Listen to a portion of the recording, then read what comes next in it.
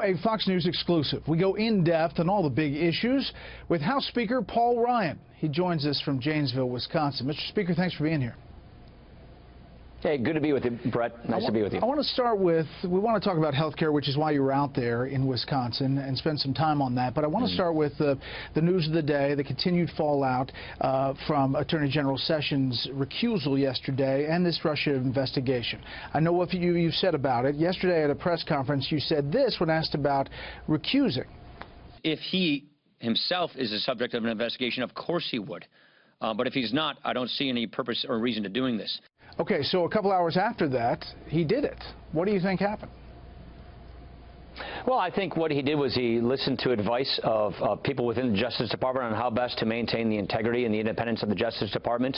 And so I think I don't think he had to do this, but I think he did what he thought was in the best interest of the Justice Department, which I think is fine. He was a surrogate for the campaign. And so I think he just wanted to err on the side of caution and remove any shred of doubt or concern whatsoever by doing that. So I think he kind of went above and beyond, and I think he should be touted for doing that. And I've heard you talk about the investigation so far, that you have not seen any evidence of collusion or cooperation or communication beyond what we know now. How many members of Congress do you think have interacted with the Russian ambassador or with their other diplomats over the last several years? Oh, gosh. I would think dozens, if not more, the hundreds. That's very common. We meet with ambassadors constantly as members of Congress. That's their job, is to come and meet with members of Congress and express their interests, their concerns, especially with people on foreign policy committees like Armed Services Committee or the Foreign Relations Committee. I host an annual reception for the entire diplomatic corps as Speaker of the House every year, and you have dozens of ambassadors coming to the Capitol for just a welcome reception. So it's a very, very, very common thing for members of Congress to interact with ambassadors of other countries. Understanding that these investigations are going forward and you're going to let them play out, at some point are you going to speak up if there's not there and say we need to move on from this? No, I think that's right, but they did meddle with our election. That's something we know. And by the way, we know this because of investigations that we in Congress or our intelligence committees and the intelligence community themselves discovered. So that's why we think we want to get to the bottom of what Russia is up to. That's a problem. And Russia not only try to meddle with our election, but they're doing this all around the world. They do this in Europe, obviously Ukraine. So I think there's an interest to make sure that we can find out exactly what is Russia up to and all that they've been doing. But yes, you're right. If this is just more of a fishing expedition, we're not interested in continuing to do a fishing expedition. But having said that, you know, Congress is always doing oversight. This is our job. And the committee in the House, like the committee in the Senate, has a scope that they've agreed to between Republicans and Democrats on how to go forward with this investigation to make sure that no stone is unturned, to make sure that we get to the bottom of things. And as of yet, we've never been presented with any evidence whatsoever that anybody in the Trump campaign or an American official was involved with the Russians on any of this. Are you concerned, on the flip side, that the Obama administration may have been surveilling members of the Trump campaign in a pretty detailed investigation during the election? Well, I don't think that's the case. If you recall, President Obama asked the intelligence community after the election to canvass all the intelligence and give a report to Congress on what Russia did do and all their interactions. And in that report, nobody alleged that there was a person in America, like a Trump campaign official, involved with the Russians on this. So if they would have found that, you think they would have put that in the report that they gave us in early January. Right, but there's a report that June 2016, there's a FISA request by the Obama administration, Foreign Intelligence Surveillance Court, to monitor communications involving Donald Trump and several other campaign officials. Then they get turned down, and then in October they renew it, and they do start a wiretap at Trump Tower with some computer and Russian banks, and it doesn't show up anything by reporting. Have you heard that? Well, again, and like I said, none of us in Congress or anybody that I know in Congress has been presented with evidence to the contrary of what you just said. So you believe it to be true? Yeah, that we have seen no evidence that anybody in this campaign or any other American was in on it with the Russians to meddle in our elections. We know they meddled. Russia is an adversary, and that's something we have to work to counteract. I got it. But my point is that the Obama administration was pretty aggressive. A couple of FISA requests. No, I hear your point. But I'm saying, but I've seen nothing of that. I've seen nothing come of that. That's my point. Okay. Let's turn to Obamacare. You're out there in Janesville making this pitch, kind of doing the messaging. When is the rollout? Will you roll it out next week? Yeah, well, I'll let the committees of jurisdiction make the announcement on that. But our committees that write these bills, working very, very closely with the administration, are fine-tuning the legislation. That's what you do when you're near the end of a drafting of a big piece of legislation like this. They're going through the fine-tuning of the legislation. So the Commerce Committee and the Ways and Means Committee are the two key committees in the House. They're running point on this in the House. They're working with their counterparts in the Senate and in the White House.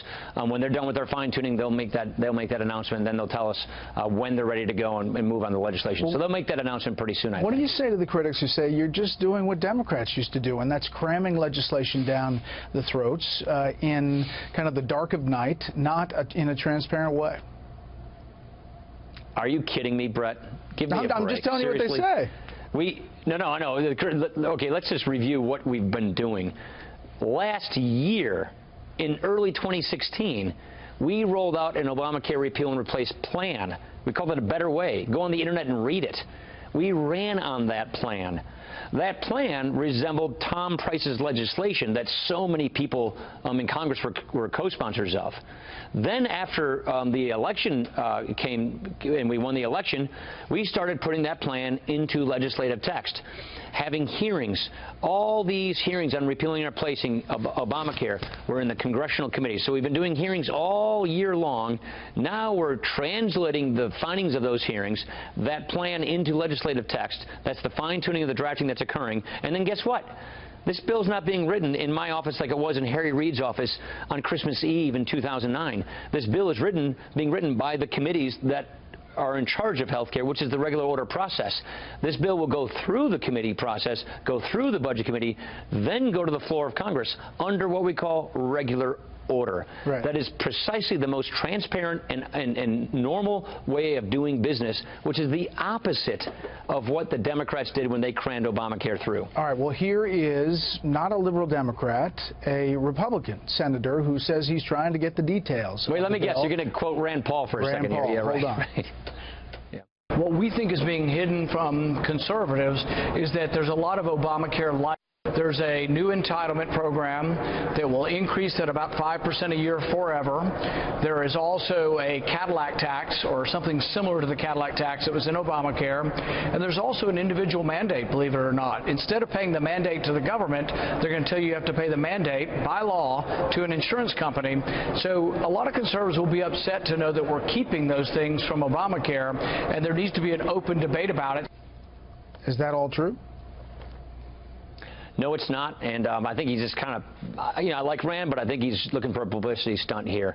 What's happening is the committees of jurisdiction are drafting legislation and getting feedback from their members. That's exactly how legislation is supposed to be written. The things he described are just not accurate. And like I said, when the committees write their bills and put their bills out there to mark up, everybody will see what they've done. Right, but are you worried that if on the tax side or the fight on the Medicaid side, that you only have 21 votes to lose and you only have one shot at I'm not worried. With reconciliation? You only have one shot at the apple. I'm not really worried at all, because we're doing this hand in glove with President Trump, with Tom Price, HHS Secretary, with our counterparts in the Senate. We're all working off the same piece of paper, the same legislation. So let me just describe in general what we're talking about here. We're talking about giving the states control of the Medicaid program, which is something that conservatives have been fighting for years. I wrote our budgets. We used to call them the Roadmap for America, then the Path to Prosperity. Every one of my budgets that I wrote as the conservative gold standard for Republicans was to give states control of Medicaid. And then on the tax front, we've long been saying we need to equalize the tax treatment of health care for everybody in America. Right now, the tax code discriminates against people who do not get health care from their jobs. There's a huge tax benefit if you get health care at work. if you got to go buy your health insurance, there's no tax benefit for you. So what conservatives have long said is let's equalize the tax treatment for health care so that it doesn't matter whether you get health care at work or not at work, let's give you the same kind of tax benefit so that you can go buy what you want to buy. You go into a free market as a consumer and buy the plan of your choosing with the health savings accounts as well. This is what we have long stood on as conservatives. It is the plan that we ran on in all of 2016 that we said if we get the chance of having a Republican president, a Republican House, and a Republican Senate, we're going to repeal and replace Obamacare, and this is what we're going to replace it with. Well, guess what? We're keeping that promise, and that is exactly what we're doing here. But you're also saying it's going to be a fight over the next few weeks. It's going to be a fight. It's going to be a fight with people who want Obamacare. We got a choice to make. Do we want to keep Obamacare, or do we want to repeal and replace Obamacare? The president has been extremely clear that we're going to repeal and replace it with a better system that gives people choice and competition that's not run by government. Obamacare where people have freedom. I think that's a publicity stunt as far as I'm concerned. All right. More with Speaker Ryan on a couple of other issues.